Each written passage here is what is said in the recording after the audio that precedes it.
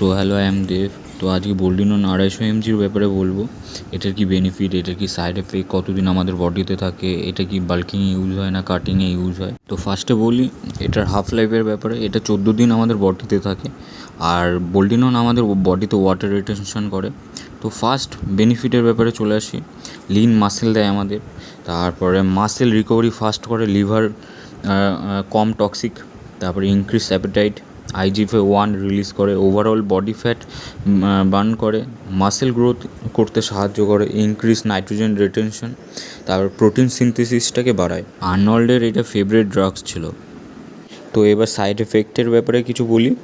তো first side effect হলো আমাদের ডিক্রিজ করে স্পাম কাউন্ট, তারপর টেস্টিসটাকে শ্রিঙ্ক করে দেয়, অ্যাকনের প্রবলেম হয়, তারপরে গাইনোকমিস্টের প্রবলেম হয়, কার্ডিওভাস্কুলার প্রবলেম হয়, তারপরে ইনব্যালেন্স করে হরমোন, কোর্টিসোলটাকে একটু হাই করে দেয়।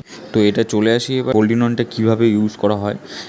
ম্যাক্সিমাম এটা বাল্কিংয়ের টাইমে ইউজ করা হয়, কারণ আমাদের লিন মাসেল দেয় আর খুব ভালো, লিভারের জন্য কোনো টক্সিক না।